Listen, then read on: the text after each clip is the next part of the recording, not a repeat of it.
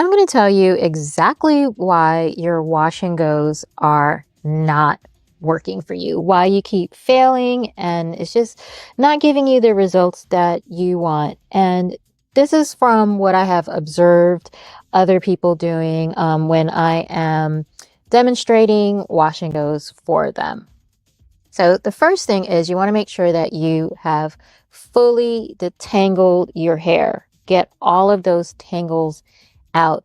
And some of you guys don't know how to properly detangle. So I'm going to show you quickly right now is you want to hold your hair taut, get your brush. I highly recommend using a brush over a comb because this is just going to get more tangles out quickly, and work from the ends and work your way up.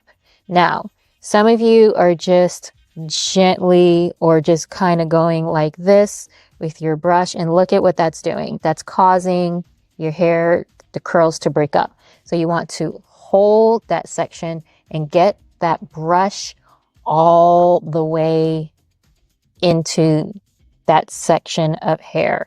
Make sure that the brush goes from like that. Notice how the whole section, and get it in.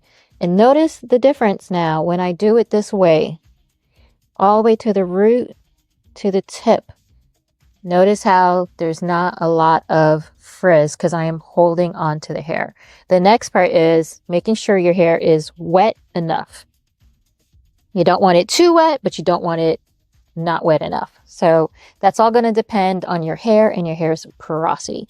So my hair is low porosity and it has been having a hard time absorbing everything. So I'm going to first go in with my moisturizing hair pudding. Right? I always recommend using small amounts and then building on it. Right? So I'm going to notice how I am working it into my hair. That's the other thing you guys aren't doing. You're not working your products into your hair. And then again, what do you expect if you're not properly applying the products into your hair? And then you're like, oh, it didn't work for me. My hair was dry. The moisturizing hair pudding did. Well, did you apply it in a way that you worked it in? So notice how I am squishing it in. My hair, for whatever reason, these last couple of washes has just been super resistant to absorbing products. So I am squishing it. I'm going to apply a little bit more. But notice that now I am really making sure it's getting in there. The other thing is, especially if your hair is on the more coily side, you want to, when you're using your fingers to rake it in, some of you are just doing like this. Again, you're not creating clumps, you're just breaking up the curl. You want to have your fingers like, almost like, I don't know, what would you call this?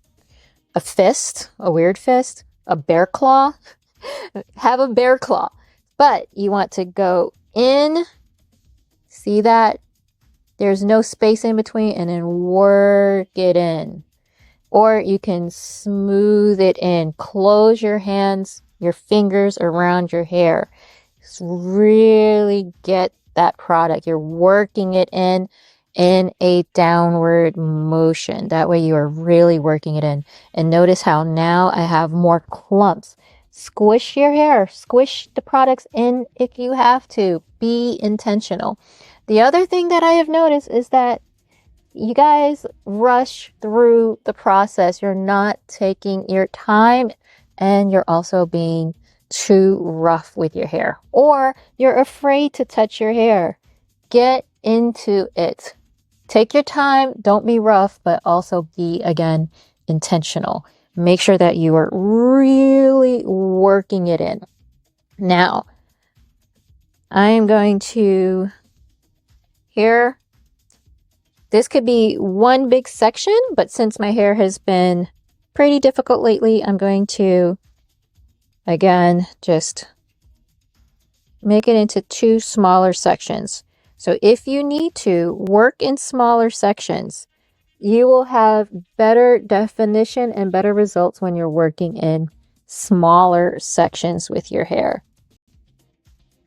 Again, I'm going to get my water, wetting my hair, getting my hair nice and wet. Detangling, I do this every time. So for some reason, there's a piece of hair from here. So let's not get any snags. If your brush or your hands are pulling hair from sections that you already done, just slow down, fix it, and go for it. So remember, taking the brush and working it all the way through. And I just repeat the same process throughout my hair. Sometimes I will emulsify the products in my hands, and that helps with the distribution, but sometimes I just take the product and work it directly into my hair. It really depends on how I'm feeling, what I feel like I need to do in that particular section, or if I have both hands free. Sometimes both hands are not free. But notice how I am taking my time. The top part of my hair is more low porosity or less porous than the bottom part of my hair. That's basically from everyday wear and tear. It happens. That is mechanical damage. It can also be heat damage. Like if you're someone who likes to straighten their hair a lot, which I had been doing. So I can tell that this bottom half of my hair versus the top half has been absorbing products differently. So that's another reason why I am squishing it in and trying to get it all to be more uniform. And sometimes I'll just go back with my brush after I apply the pudding, just for even distribution. For more definition, I have the jelly. Again, working it in. So notice how I'm just taking the section that I need to work with, holding it in my hand.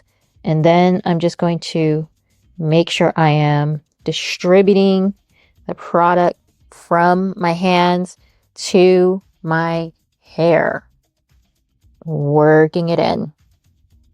If I need to add more, I just go in small amounts and add it in. Squish, squish, squish. But really working that product in. It takes practice. It took me some time to figure this out and how to best work my hair. Once I thought I had it all figured out, when I stopped coloring my hair, I noticed my hair was low porosity versus medium porosity when I colored it. So I had to figure out the best way to do my hair after that. I'm just gonna get this part out of the way. So I prefer to use my hands when I am applying my products for a wash and go versus using a brush. And I'm going to show you exactly why. Because I don't know if I've seen those videos and they look great. And I wish I could do it too, where you'll see the curly will take the curly influencer or content creator. My low porosity hair could never. So I'm going to demonstrate. Once again, you can see the difference, right? You can see it. How the hair has absorbed water. So again, I'm going to add my pudding. I like to make sure I get my edges all the way in. Squish, squish, squish. Then I'm going to apply the jelly.